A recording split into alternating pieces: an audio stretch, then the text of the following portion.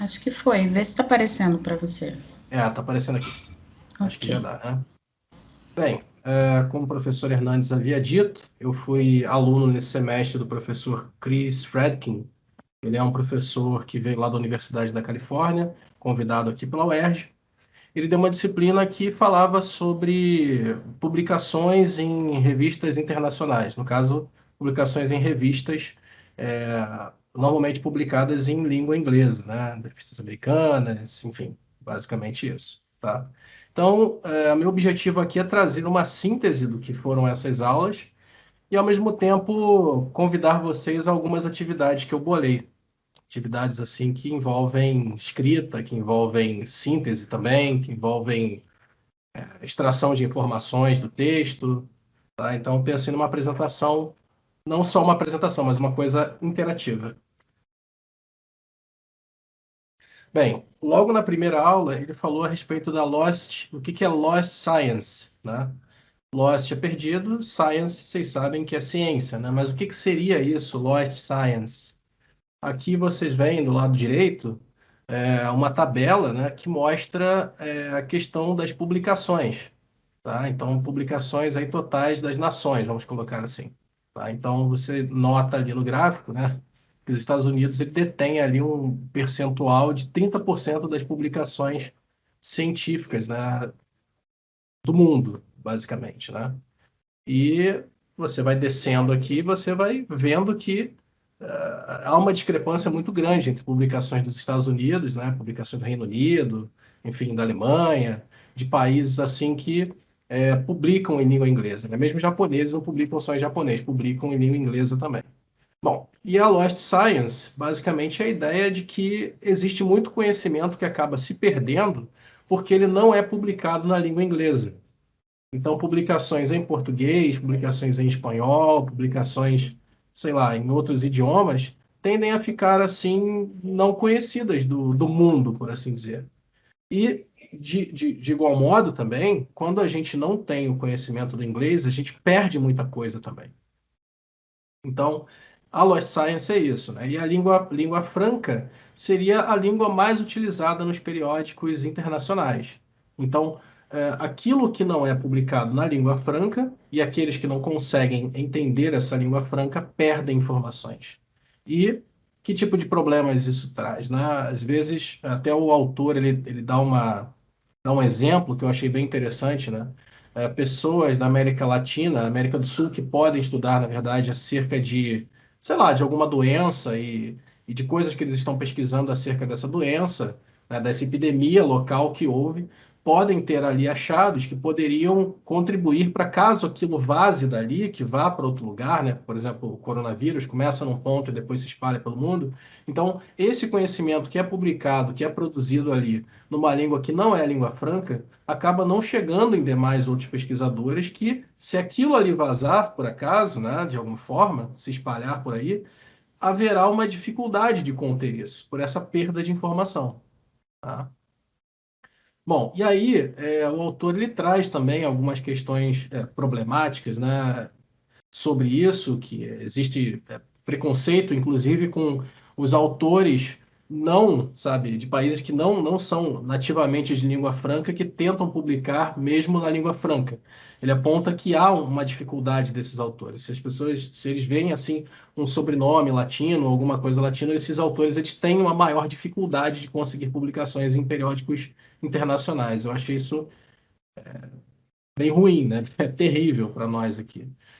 E, bem, existe uma ação, né, uma alternativa mitigadora para essa questão da invisibilidade das publicações em línguas que não sejam a língua inglesa. E uma dessas iniciativas é a própria Cielo, que acaba reunindo publicações de autores latinos e tal, em português, em espanhol, e acaba trazendo mais visibilidade, né, um compartilhamento de informações entre as pessoas e uma visibilidade até internacional das publicações. Apesar da língua predominante não ser a língua inglesa na Cielo, mas você encontra muitas publicações ou artigos publicados em português e espanhol e com uma tradução ali para a língua inglesa. Deixa eu passar aqui. Bem, na aula também ele falou a respeito de alguns termos que talvez alguns de vocês já conheçam, mas outros talvez não. Então, resolvi trazer aqui para vocês. Um termo é o Article Processing Charge, né? Article Processing Charge é basicamente o preço que um determinado periódico cobra para que você publique nele, tá? Então, como o professor estava dizendo, né, uma revista aí que cobra relativamente barato para a importância que ela tem no mundo acadêmico, ela cobra R$ 500. Então, esse preço, né, é entendido como Article Processing Charge, tá? Existem revistas que são revistas do acesso aberto, né, Open Access. Então, muitas dessas revistas que cobram esse preço para publicação tornam essa pesquisa que foi publicada lá aberta a qualquer um. Tá? É como se fosse uma troca. Seu artigo ganha visibilidade geral e você paga um preço por ele. Tá? Claro, é pago também corpo editorial e tudo mais, né? Os gastos ali, da edição, enfim, essas coisas todas. E tem também o APT, que é o Article Processing Time. Esse Article Processing Time é o tempo que vai levar desde o momento em que você envia o seu trabalho, o seu manuscrito para uma revista científica, passando pela recepção, passando pela avaliação, passando pelas sugestões de correção, aquela troca do autor, né, com os revisores, alterações necessárias, espera do número, né, de sair aquele número da revista para que seja publicado e a publicação. Então, é interessante que se busque revistas que tenham um article processing time baixo, né? E aí você pode acompanhar isso pelas publicações da revista, a distância entre um número da revista e o outro, por exemplo, ou que se busque revistas que façam publicações contínuas, que é o Continuous Publishing. Então, a Continuous Publishing é interessante porque não há assim uma limitação no número de, como é que eu vou te falar assim, do número da revista, né? Tem revistas que fazem publicações assim a cada 3 meses, revistas que fazem publicações a cada 4 meses, né? Então, 3, 4 publicações, né? 3, 4 números da revista por ano. Existem revistas que vão publicando continuamente. Então, aprovou, lançou aquele determinado artigo ali e ele sai. Tá? Então, essa foi uma dica que ele deu. Quando você for buscar um periódico, você tem que se ligar nisso. Verifique o intervalo entre os números da revista e, se possível, opte por revistas que tenham essa publicação contínua, sem aquele número ali, que tenha somente a edição, né, no caso ali e tal. Aliás, sem o volume, né, só o número. Eu confundi os termos aqui. Bom, mas aí existe um outro problema também. Eu acho que todo mundo aqui já deve ter recebido convite de algumas editoras para publicar algum periódico científico, né? É interessante porque, de alguma forma, esses publishers, né, essas revistas aí, elas acabam tendo acesso a alguns arquivos, algumas apresentações que a gente faz, obtêm o nosso e-mail e mandam para a gente, geralmente por e-mail, um convite para publicação. E aí, esse autor aqui, que é o Jeffrey Bell, ele faz um alerta, ele cria, inclusive, uma lista de periódicos que ele chama de periódicos ou publishers predatórios, que basicamente significam aquele tipo de publisher que não é, sabe, adequado, honesto, sabe, e bom para nós enquanto pesquisadores, né? Então, essas revistas predatórias, esses publishers predatórios, podem ser de licença aberta ou não, ou seja, aqueles que todo mundo pode ler, ou aquele que só pode ler quem paga o preço para ter acesso, tá? Inclui geralmente uma cobrança em um valor assim que não é tão baixo, tá? Mas tem um problema. Esse tipo de publisher geralmente não tem corpo editorial. Então, você paga, você até tem um tempo de processamento do artigo relativamente rápido, mas você não tem um corpo editorial para avaliar o seu trabalho. Então, você está dando dinheiro para eles, você está publicando, ok, você vai até, né, enfim, prova de título, você até vai ganhar, né, enfim, pontos por aquilo ali, mas a tua, digamos, né, reputação enquanto pesquisador pode ser um pouco prejudicada. Ainda mais se você só publica em revistas dessa natureza, tá? E sem corpo editorial também fica complicado você ter uma avaliação, né? A revista não é avaliada sem corpo editorial. E a tua publicação, ela é muito vazia, tá? Mas isso acontece muito porque nós ficamos muito nessa ânsia de publicar e tal. E aí essas revistas vão nisso, né? Então, as pessoas elas buscam publicações, então as revistas oferecem isso. Geralmente os e-mails são assim, ó, verificamos a sua apresentação no evento tal e concluímos que o seu trabalho ele é muito bom e já foi aprovado para publicação.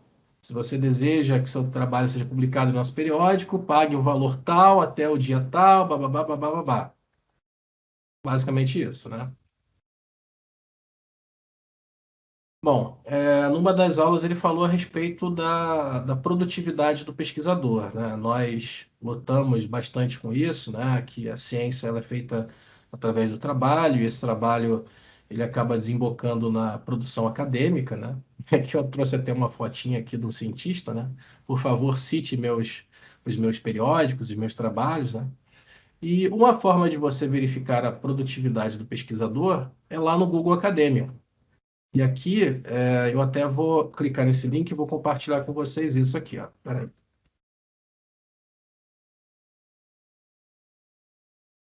Deixa eu ver aqui. Por alguma razão não foi, mas beleza, não tem problema. Google Acadêmico, vou parar de compartilhar ali. Eu acho que isso vai acabar entrando no navegador, né? E tu tinha que compartilhar o navegador, talvez, Isso, né? isso, vou fazer isso agora.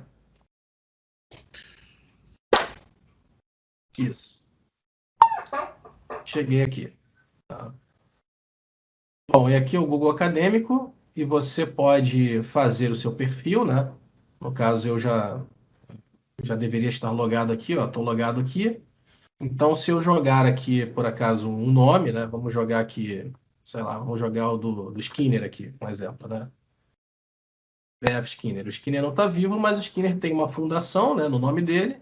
E aqui a gente consegue obter alguns dados relacionados à produtividade dessa fundação aqui, tá? E aqui você tem alguns dados que te permitem verificar a produção, tá?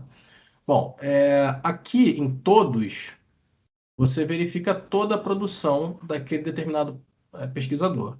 Aqui em desde 2016, né, aqui ele vai pegar de um tempo em diante, né, no caso de 2016, 17, 18, 19, 20 e 21. Essa janela aqui de intervalo. Citações refere-se ao número total de citações que aquele pesquisador tem. Periódicos, normalmente periódicos, né? Esse índice H aqui é um índice de produtividade também, obviamente, só que ele é um pouquinho complicado de entender, tá? Então, tu vai ter que ordenar. Como é que você chega a esse número aqui, né? Você vai ter que ordenar as publicações dessa pessoa, né, em ordem decrescente, ou seja, as publicações com mais citações que a pessoa tem, ok? E aí você vai verificando assim, ó, o primeiro número desse ranqueamento tem que ter uma citação, o segundo tem que ter duas, o terceiro tem que ter, e assim vai, sabe? E aqui no caso o índice H do Skinner é 117, quer dizer, ele tem 117 publicações que tenham sido citadas pelo menos 117 vezes. Se a gente for pegar de 2016, esse número aqui cai para 60. E esse índice I10 refere-se ao número de publicações que ele tem, que foram citadas pelo menos 10 vezes. Aqui, então, são 471 publicações. Tá? E aí vocês podem criar o perfil de vocês aqui no Google Acadêmico, né? O meu aqui é bastante humilde, né? Comparado com a fundação aqui do Skinner. E aí vocês vão ver aqui que meus trabalhos foram citados somente 2 vezes, né? Meu índice H é 1, e meu índice I10 é 0, né? Não tem nenhum trabalho meu aí citado 10 vezes, né? Então, por aí a gente vê como é que são as coisas. Wanderson, Oi? esse negócio aí é usado também para nós, né? Os professores, aí, os docentes do programa, a CAPES vai coletar dados aí também, né? Na nossa avaliação entra esse índice H aí. Os Sim, sim. professores aqui. Eu voltar aqui para os slides, né? Tô fazendo malabarismo aqui com Alt Tab. Compartilhar o slide.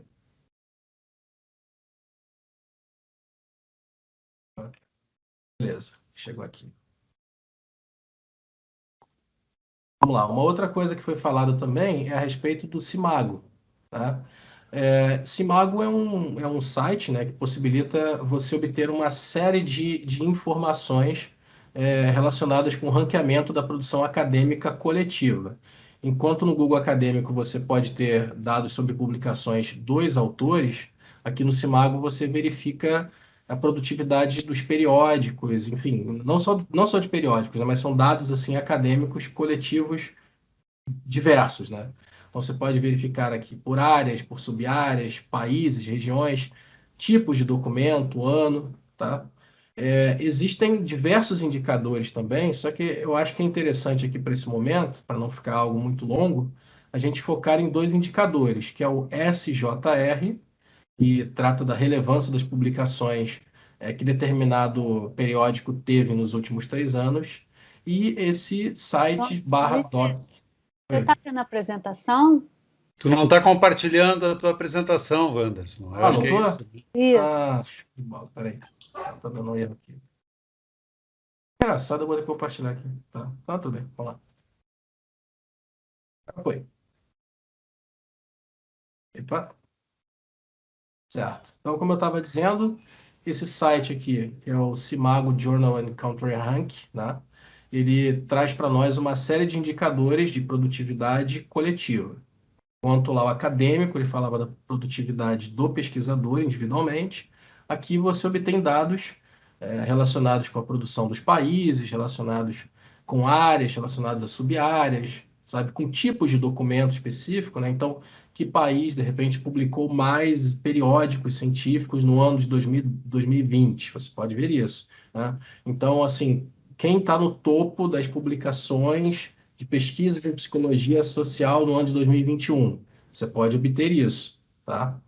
Você pode verificar também outros tipos de documento, não só aqueles em periódicos científicos, tá? Como eu estava dizendo, tem muitos indicadores ali que você pode consultar, mas eu vou focar em dois aqui, que é o SJR, que fala sobre a relevância das publicações naquele determinado periódico nos últimos 3 anos, e esse CIT.doc, que basicamente é o fator de impacto, que é a média, né, das citações por documento daquele periódico nos últimos 2 anos. Tá? Aqui eu vou parar de compartilhar de novo e vou levar vocês lá para o Simago.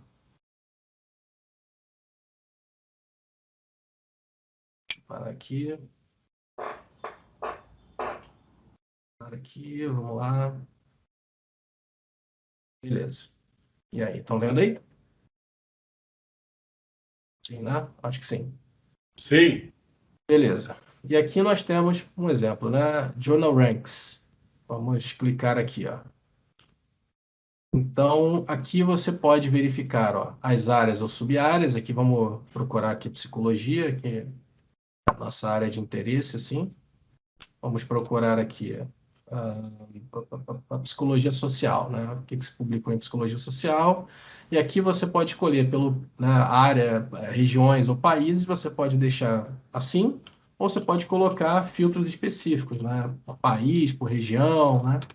Mas vamos pensar assim em todos os países, beleza? Todos os tipos. Eu quero somente journals, são esses periódicos científicos, e somente do ano de 2020. Tá? Então, me deu vai me dar esse resultado aqui, ó. Então, em primeiro lugar, a gente tem esse journal aqui, que ele tem um SJR, né? Que a gente pode colocar também dessa forma, ó. A gente pode pegar do mais baixo para o mais alto, ou do mais alto para o mais baixo. A gente pode ordenar por aquele índice H, que é feito da mesma forma que é feito por pesquisadores, total de documentos. A gente pode ver por fator de impacto também, ó. E notem que, conforme eu mudo os indicadores, uns periódicos acabam assumindo a frente do outro, tá? Então, aqui é interessante para você verificar aí, de repente, mirando assim um periódico legal, você pode vir por aqui e buscar um ranqueamento, né? Vamos colocar aqui os do Brasil, só para Ah, só para comparar aqui, ó. Reparem aqui, ó, SJR desse primeiro aqui, ó. 9.757, né? Fator de impacto 17. Vamos jogar aqui do Brasil só para fazer uma comparaçãozinha rápida.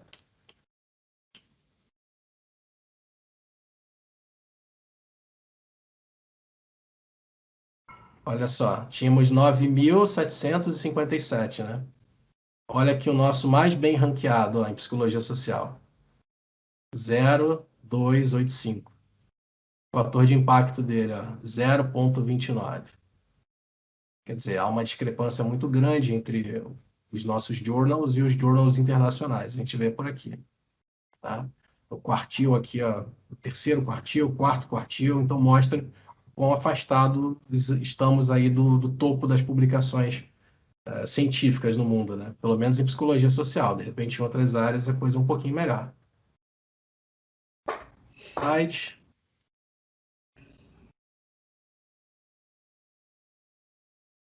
Isso daqui.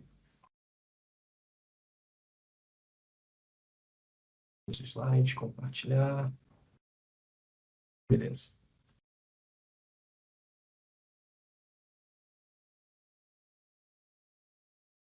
Bom, sobre os gráficos na APA, né, tem até aquele videozinho lá que a gente fala a respeito disso, e eu tirei essa foto de lá, então acho que a gente não precisa gastar tanto tempo aqui, mas ele tem alguns itens que são necessários, né? Por exemplo, o número aqui daquele gráfico, né? O título dele, a imagem, ou seja, o gráfico, a legenda dele, e as observações que ficam ali embaixo nas notas. É diferente aí do formato ABNT, né? As tabelas também têm um formato diferente, não tem todas aquelas linhas, tem uma linha mais forte em cima, uma linha mais forte embaixo, e essas especificações que estão lá naquele vídeo, vocês vão verificar também. E depois, se alguém tiver dúvida de como fazer isso, eu posso explicar também, é só procurar como é que faz, né? A gente teve esse ensinamento na aula. E agora chegamos num ponto bem interessante, né? Não que os outros não tenham sido, mas eu acho que esse daqui, pelo menos eu achei muito legal, que é o Article Scan. Nas aulas, o Cris ensinou para nós assim a buscarmos informação rapidamente nos periódicos científicos, porque, bem, quem está fazendo revisão sistemática e narrativa, ou seja lá qual for a revisão, terá um grande número de coisas para ler. E, através dessa técnica, né, de leitura ativa, você consegue extrair informações mais facilmente. E aí, uma indicação que nos foi dada é buscarmos pontos específicos do artigo, não lê-lo como um romance, não lê-lo como uma obra de terror que você tem que ler ali palavra por palavra e tudo mais, mas você ir em pontos-chave, sabe? Título. O que esse título está me dizendo? Que tipo de informações a respeito daquilo ali eu já consigo obter? Dar uma lida nos resumos, né? Os resumos, eles trazem geralmente informações valiosíssimas, sabe? Um contexto a respeito daquilo, né, daquele tema, o que é que os autores estão pesquisando, de que forma estão pesquisando, qual foi a amostra, o que foi que eles encontraram. Uma outra indicação também foi ler o último parágrafo da introdução, porque também traz ali informações, assim, do que se vai pesquisar e de que forma vai pesquisar também, e observar figuras e tabelas, que elas condensam muitas informações que estarão ali no texto, mas se você souber interpretá-las, analisá-las bem, vocês conseguem também captar um grande volume de informações. Bem, e aí eu proponho a vocês uma atividade agora, nesse exato momento, né? E aí vocês vão ter que ler aqui, tem esse link aqui que eu vou colocar no chat, né? Deixa eu abrir aqui. Eu vou colocar no chat. E aí vocês vão ter aí a tarefinha de tentar obter o máximo de informações a respeito desse artigo em 10 minutos. Sim, foi esse tempo que ele deu para nós assim nas aulas. Vocês têm 10 minutos para fazer isso. Ó, o artigo está aqui, ó. Cliquem aí no chat e vamos lá. Tarefinha, vamos ver o que vocês conseguem entender ali. Então, vocês vão ter que me dizer do que trata o artigo e o que a gente pode dizer sobre esses resultados. Lembrando, verifiquem resumo, título, verifiquem também o último parágrafo da introdução, tabelas e gráficos que esse estudo possa ter. Beleza? Vou marcar aqui.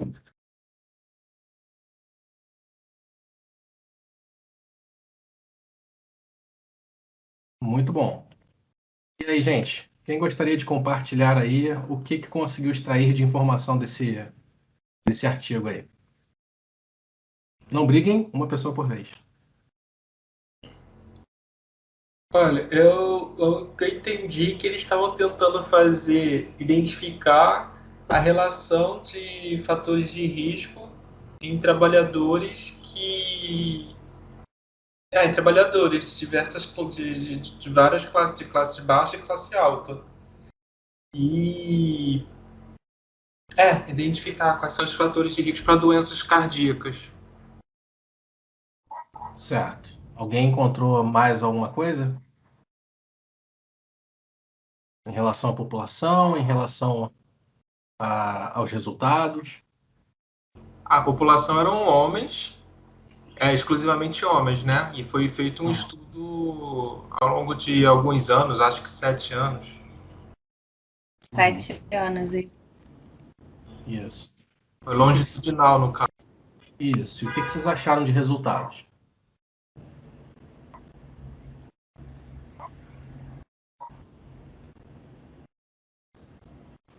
Eles encontraram uma relação inversa entre o grau de emprego e a mortalidade por doença cardíaca coronária, né? Uhum. Os homens com nível mais baixo tiveram 3,6 vezes mais mortalidade por essa doença do que os homens com nível mais alto de emprego. E aí me pareceu que os homens nas classes mais baixas, eles tinham uma condição de saúde um pouco mais precária e também levavam um estilo de vida também um pouco menos ativo do que os outros profissionais de níveis mais altos de emprego. Isso. Boa. É isso aí. Vocês extraíram bem as informações desse artigo. Agora a gente vamos seguir para a próxima etapa agora. E essa próxima etapa se chama Crafting Summaries, que basicamente nos ajuda não somente a extrair as informações rapidamente, mas também a sintetizar essas informações de forma escrita. Estão vendo aí a tela? Sim. Bom, você precisa basicamente de 2 sentenças para falar a respeito de um artigo. Duas sentenças. Ou 2 frases para fazer isso, tá? É claro, esse tipo de técnica ela não funciona muito bem com certos tipos de estudo, né? Estudos longitudinais, que envolvem muitas medidas ao longo do tempo, estudos com muitas variáveis, né? Sei lá, 5, 6 variáveis, você vai ter dificuldade de fazer isso, e também com revisões, tá? Deixa eu passar aqui o próximo. Eu não sei porque minha tela congela. Beleza. Então, você tem 2 pontos, né? Cada ponto desse se relaciona com uma sentença. Nessa primeira, a gente chama de diretrizes da descrição. Você vai fazer uma descrição daquele determinado artigo, né? Então, você deve citar a obra, tá? Daquela forma ali, tipo, sei lá, Nepomuceno, parênteses, 2010, encontrou, enfim, né? Citar a obra, abordar as variáveis desse determinado trabalho, o tratamento que foi dado aos dados e características e número de participantes. Aqui tem alguns exemplos. Ó. Então, essa daqui é a estrutura, né? E um exemplo abaixo aqui. Tá? Então, ó, cada cor ali refere-se a um tipo de coisa que você vai ter que colocar nessa primeira sentença. Então, autor ou autor está em azul, em laranja ou vermelho. Eu não sei se é laranja ou vermelho porque minha tela está com um filtro de luz azul, então as cores estão meio zoadas, né? Vermelho ou laranja examinou, explorou, comparou, compararam, né? Em verde está ali a relação entre, associação entre ou diferenças no, e esse e o outro E são as variáveis em questão, tá? Aí o espaço ali você vai colocar a amostra, e aí leva em consideração o tamanho dela e as suas características. Aqui embaixo está o exemplo, ó. Digamos, esses 2 pesquisadores aqui, ó, Lianon e Wilder, em 2008, compararam diferenças no autocontrole da raiva em adolescentes brasileiros de 14 a 17 anos. Aí o N, entre parênteses, né, para você já bater o olho e ver o tamanho da amostra, praticantes de capoeira. E aí você vai colocar ali de que forma essa prática da capoeira foi mensurada, né, foi operacionalizada. No caso aqui, 3 ou mais horas de prática semanal. Com, né, no caso aqui, e não praticantes. Então, foi feita uma comparação do autocontrole da raiva desses adolescentes, comparando esses que praticavam capoeira por 3 horas ou mais por semana com os não praticantes. Tá? Então, dessa forma, você tem uma sentença, que é a parte descritiva. E na outra sentença, você vai colocar os resultados disso. Tá? Então, as relações, diferenças ou causas, e as implicações opcionalmente. Então, vamos para cá. Ó. E aí, como exemplo, né? Os autores encontraram uma relação positiva entre a prática da capoeira e o autocontrole da raiva. Aqui em verde, opcional. Ó. Isto sugere que a capoeira pode constituir-se como mitigador de comportamentos violentos em adolescentes e poderia ser um bom modelador de comportamento em medidas socioeducativas. Perceberam? Então, em 2 sentenças foi possível sintetizar o artigo. Isso é bom, assim, isso é muito bom para quando você está fazendo aquela tabela tua de revisão sistemática que você precisa colocar ali descrição do artigo, né? Você vai colocar ali aquelas coisas, né? Ano de publicação, periódico, nome e tal, mas você precisa colocar ali algumas coisas, algumas anotações dele. Então, esse método é muito interessante para isso, porque vai poupar você de ficar descendo assim uma barrinha fininha assim na lateral para chegar em determinado artigo, porque você vai condensar informações, tá? Bom, e aí eu trouxe o segundo e último exercício, tá? Não tem mais do que esses 2 aqui. Envolve vocês tentarem fazer isso com o artigo em inglês ou em português. Seria legal se alguém fizesse o inglês também, né? Tipo, 2 exemplos, um que pega o inglês e outro que pega o português, tá? E aí, mesmo esquema, né? Eu vou colocar os links ali para vocês. Vocês clicam neles e... Peraí. Vão ter aqueles 10 minutinhos para a gente tentar verificar como é que fica isso. Vou achar o link aqui deles.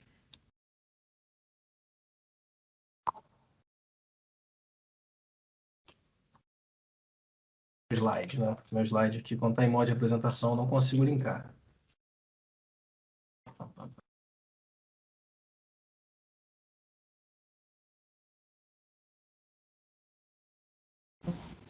É com outro artigo, Anderson? Isso, com outros aqui.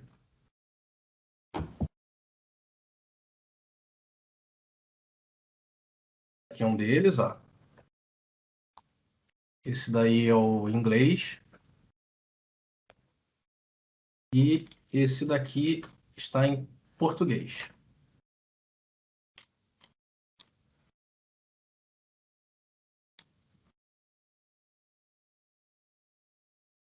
Vocês podem ter acesso ao texto completo aqui desse em português, clicando ali na parte do BVS.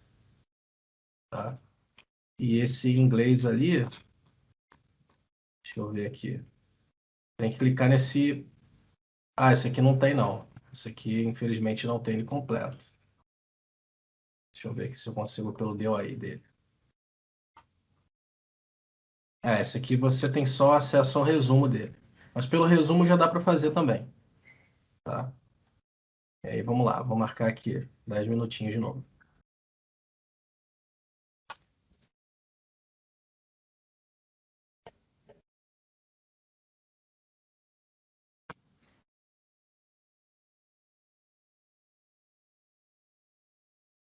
Eu não peguei o link, Wanderson. Ele entrou e sumiu aqui. Eu botei no chat, Luiz. Verifica se tá aí. Aqui, ó. Marital Status and Longevity e o outro exercícios físicos, autoimagem, alguma coisa.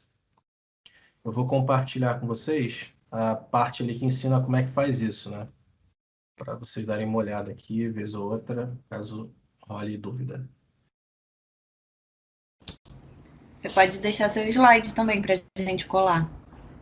Ah, maravilha. Maravilha. Maravilha. Bom. Deixa eu pegar aqui a apresentação da aula do Cris.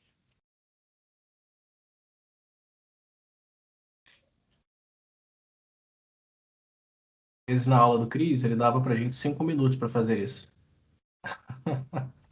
Era tenso. Mas era bom, mas era maneiro.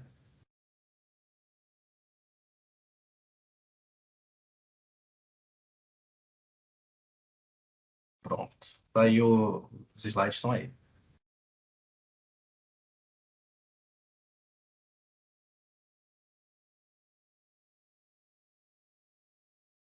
Então vamos lá, tem mais 9 minutos. Tô vendo o slide, não. Não, eu joguei aqui no chat, o Anderson. Tá. E é mais fácil para você baixar a Mariana dessa sugestão e é bem melhor até.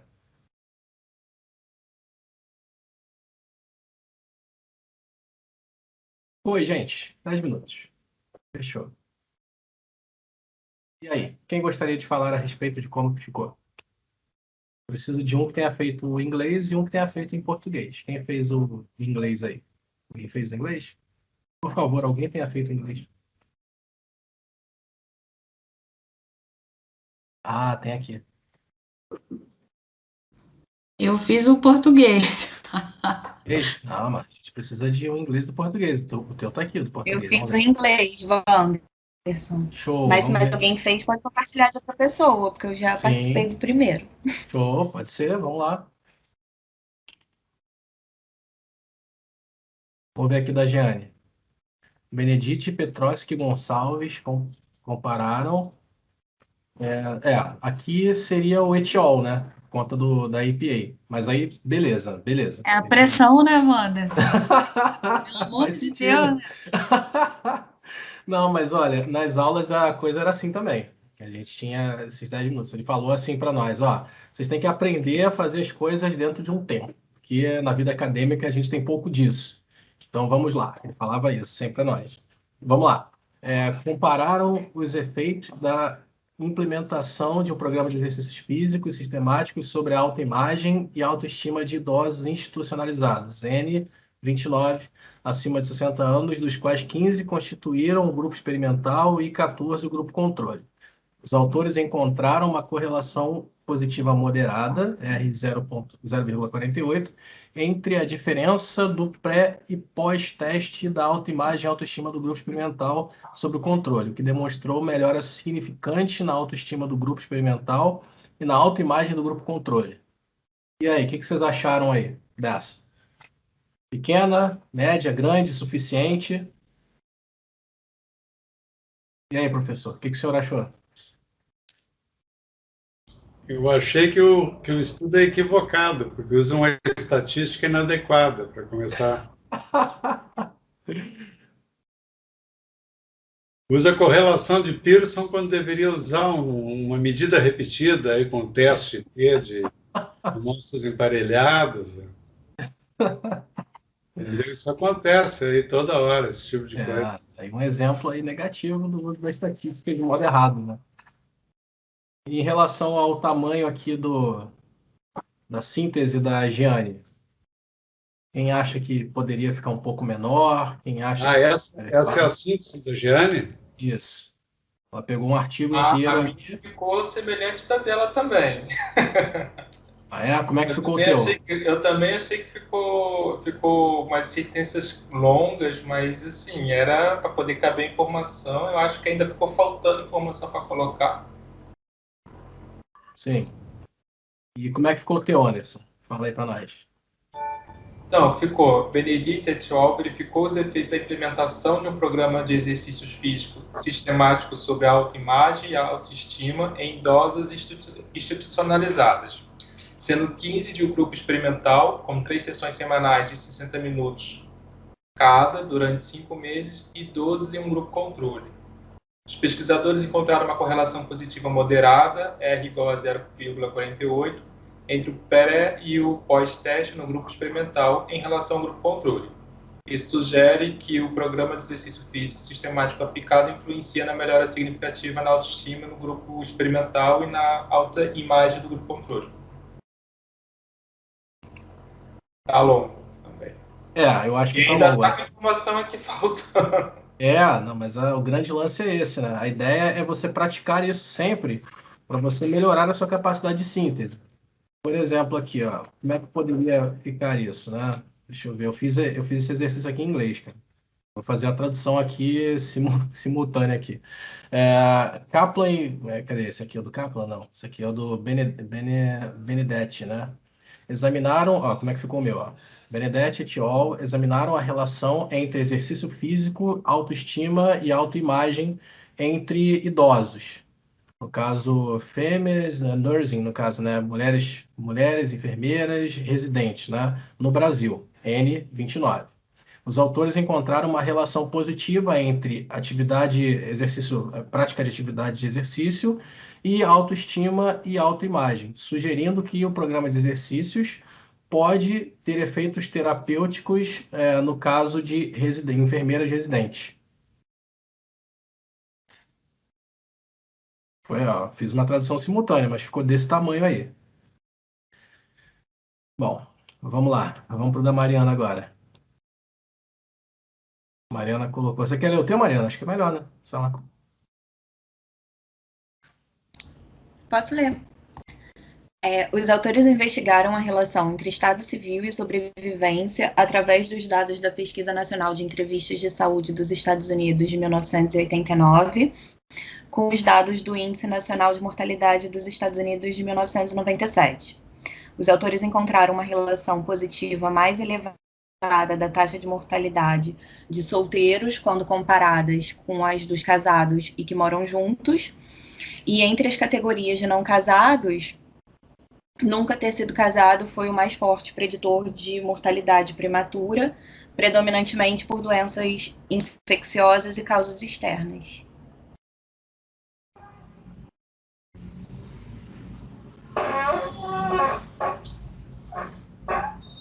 E aí? Quem fez o inglês aí que pode, de repente, falar um pouco do da Mariana, sugerir alguma outra coisa? Como é que ficou o teu, Lorena? Eu não consegui ter tempo de fazer igual da Giane, de colocar bonitinho a citação. Não, fica tranquilo, isso aí acontece mesmo. O tempo é curtinho, pô, é a primeira vez que vocês estão fazendo esse negócio, né? Desse jeito, assim, na pressa, né? Com essas instruções aí. A gente tá digitando ali. Vamos ver. Não, só estou corrigindo aqui minha citação já. Pelo amor de Deus. Não vou passar essa vergonha, não. Que isso. Tá, ó, o que eu fiz ficou assim. Eu fiz ficou assim. A Lorena falou que ficou parecido? Tá, ficou parecido com o da Giane, né? A Giane fez em português. Como é que eu fiz isso na aula, né? Aí Kaplan e Kronig, 2016, exploraram a relação entre status conjugal e longevidade entre americanos. N, 80.018. Aí ponto, né? Segunda sentença. Os autores encontraram uma relação positiva entre casamento e longevidade, com prevalência mais alta de mortes prematuras entre participantes que nunca se casaram. E aí, o que vocês acharam?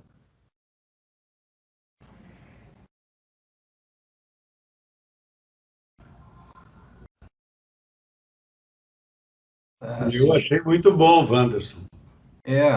A ideia é você conseguir... Perfeito, bem mais resumido. Isso, e a ideia é você, assim, pegar a tua tabela, bater o olho, rapidinho você já obter as informações. Estudaram isso com essa população, buscaram ver relações, diferenças ou efeito disso sobre aquilo e encontraram isso daqui. A gente, às vezes, não precisa especificar com tanto detalhamento ali, tá? Mas a gente precisa ter essas características bem pontuadas. Tá? De repente, assim, os de vocês, claro, não ficaram ruins, não, ficaram bons.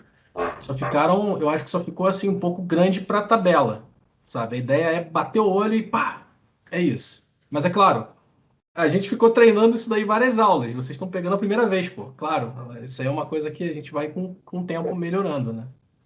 Bom, vamos lá. Vamos seguir. O objetivo é 8.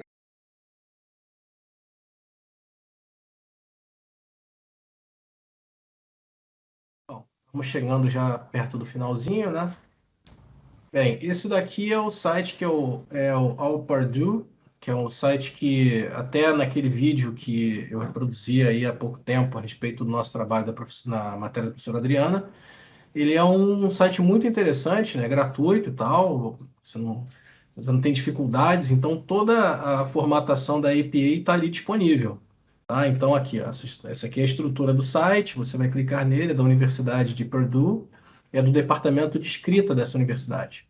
Então, você vai consultar tudo ali, ó, como referenciar livros, como referenciar mídias audiovisuais e tal. Tem todas as orientações ali. É claro, o site está todo em inglês. Entretanto, existem ferramentas de tradução do site inteiro até, né? Acho que o Google Chrome tem essa ferramenta. E aí pode ser legal, para quem não tem aí o guia, né, da APA, pode consultar esse site e vai obter essas informações. E até ele faz uma comparação com a 6ª edição. Ali embaixo tem ali o que mudou e de que forma mudou, traz exemplos. Então é uma coisa bem didática, assim, bem fácil de você entender. E aqui foram as referências que eu utilizei nessa apresentação. Tá? Aqui tem os artigos relacionados à Lost Science, tem um outro que está falando sobre a morte por doenças coronárias, né? Enfim, se existe ciência além do inglês, aí fala sobre a Cielo, aquilo que eu disse para vocês. Essas normas do trabalho ali estão no canal do YouTube, no meu canal. E tem o checklist ali da Ana Luísa. Cadê? E eu acho que eu não coloquei o checklist. Ah, coloquei lá em cima, né? O checklist da Ana Luísa, é uma colega nossa lá da turma da Adriana, né? E ela montou e a gente utilizou também na nossa apresentação. Tá? Então, clicando ali no link, você acessa facilmente. E está o site da Universidade de Purdue, para vocês checarem as regras da APA, 7ª edição. E, gente, muito obrigado aí por vocês terem ficado, por terem feito esses exercícios sob essa pressão toda. E espero que vocês tenham curtido e tenham obtido aí mais conhecimentos. Ok? Valeu, gente.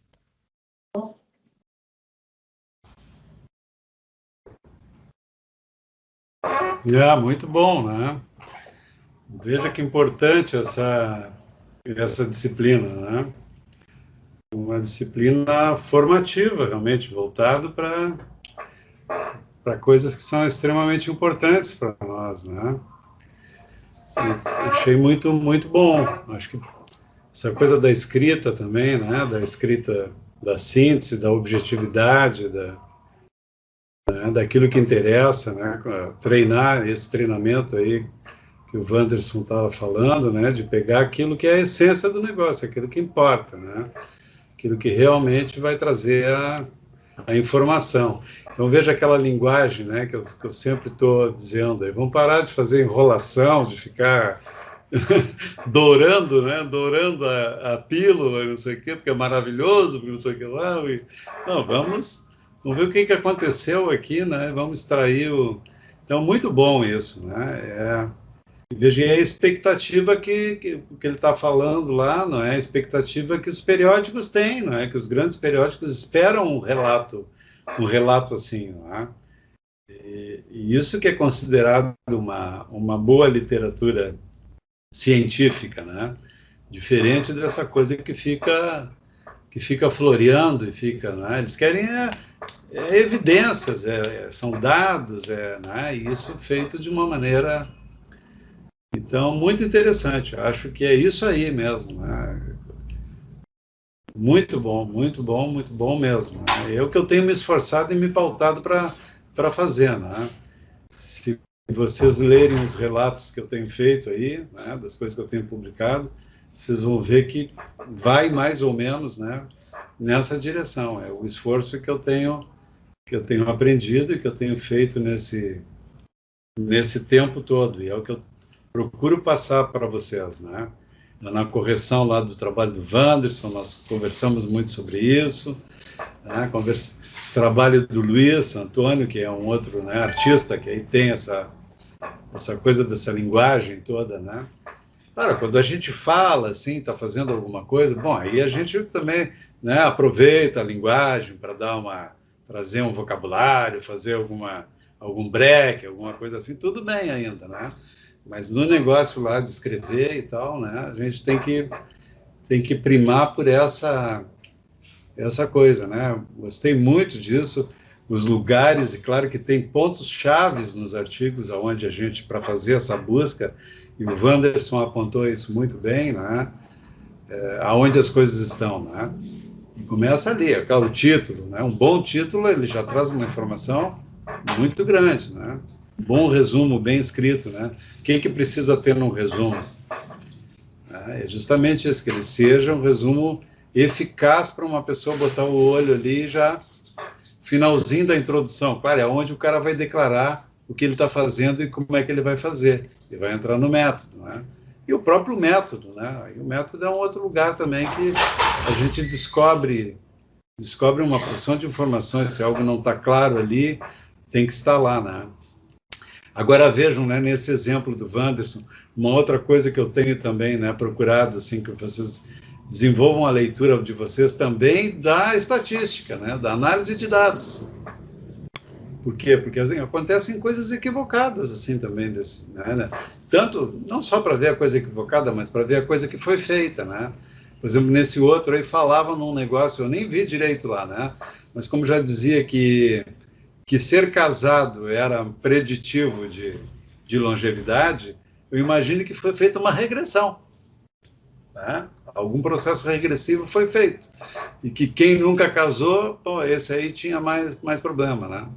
Além de passar a mensagem para vocês, né? Casem, né? Eu estou casado já há 44 anos, né? Seguindo essa lógica, então provavelmente vou durar bastante, né? Veja como o sacrifício vai valer a pena, né? Pelo menos vamos ganhar em longevidade, né? E quem não casou aí, o Wanderson aí, né? Vamos lá, né? Vamos providenciar aí nesse negócio, tu tá ficando já meio idoso, e ainda não casou, tá vendo? Tá perdendo tempo de vida, hein? Tá perdendo tempo de vida. Bacana isso, né? Eu já tinha ouvido falar nisso, realmente, né? Parece que as pessoas solteiras têm uma tendência, né? Acho que o compartilhar a vida e tudo parece que é mais realmente, acho que menos ansiedade, depressão, sei lá, né? A solidão, essas coisas todas são realmente muito bom, né, Wanderson? Eu acho que foi uma aula, eu acho que um programa tem que ter esse tipo de coisa, né? A aula que vocês tiveram com a professora Adriana vai na mesma direção, trabalhando informações dessa ordem, né? E outras coisas tantas úteis que ela deve ter trabalhado com vocês, né? Não vi o programa dela todo, mas sei que é uma pesquisadora, é uma pessoa prática, tem experiência, então ela vai naquilo que é, né, o que importa para construir o trabalho, para fazer o trabalho, isso é que a gente, essas coisas que a gente tem que, essas manhas aqui, esses atalhos que o Wanderson está nos mostrando aqui, é o que vão adiantar o nosso trabalho, não é? É isso mesmo, nem sempre eu preciso estar lendo um troço todo para entender o que aconteceu ali, e só vou parar mesmo se aquilo é algo que tem um interesse muito especial ali, bom, que eu tenho que ler tudo porque não é algo que tem uma... Mas senão eu vou, não é, ir passando por esses pontos e já extraindo a informação que me interessa e não me detendo, não é tanto ali, ou já descartando aquilo porque não é o que eu quero e tal, né? E nessa coisa da revisão sistemática, então, essas habilidades realmente, né, como o Wanderson colocou, elas vão facilitar muito o trabalho, né? Isso vale para a pesquisa toda, mas para a revisão sistemática, então, é uma coisa que ajuda muito, já que eu vou ter que mexer com uma massa muito grande de artigos e tal, né? Muito bom, todas as informações, a coisa vocês viram também, né, a distância que nós temos lá da realidade norte-americana, inglesa, os nossos periódicos, né, nossos periódicos, para ter determinado fator de impacto lá, acho que nós temos uma ou duas revistas aqui que conseguem ter isso, né, porque a maioria não consegue nem ter esse fator de impacto. É por isso que a CAPES usa conosco aqui, ao invés de ver o fator de impacto das nossas publicações, usa o Google Acadêmico, porque é o único jeito de medir isso, quer dizer, que foi encontrado para nós aqui, né, docentes aqui do Brasil. Agora, lá fora, o que importa mais, né, é aquilo que o Wanderson mostrou, aqueles fatores de impacto e né, aqueles índices lá que são mais quentes, né, do que o próprio Google acadêmico, que ele não é tão seletivo, né, ele mistura um pouco também. Ali no Google acadêmico, tudo que cai na rede é peixe, né, então ele é meio superestimado, digamos assim, esse nosso H ali, ele é um dado meio, não é? A gente até, por uma questão de honestidade e tal, tem que ir lá dar uma limpada em coisas que não têm interesse. A gente faz isso para colocar à disposição da CAPES, até para não ficar constrangedor os caras olharem lá depois e ver que tem uma porção de abobrinha lá que está contando no meu H, né? Entendeu? Então, né, a gente limpa também e dá para fazer isso, né? Dá para excluir coisas que não são realmente os artigos, que não são realmente as publicações, né? Uma vez até falei isso para o Luiz lá e tinha uma menina também aí na graduação que estava com um H, assim, monstro, né? Porque ela começou a botar tudo ali, a fazer uma coisa, né, que não tem sentido isso, né? E aí quando um avaliador vai pegar aquilo lá, vai olhar, vai ficar constrangedor. Muito bom, né? Muito legal, gostei de tudo que eu vi aí hoje, né? Os trabalhos das meninas e eu vou compartilhar um negócio com vocês que eu tô assim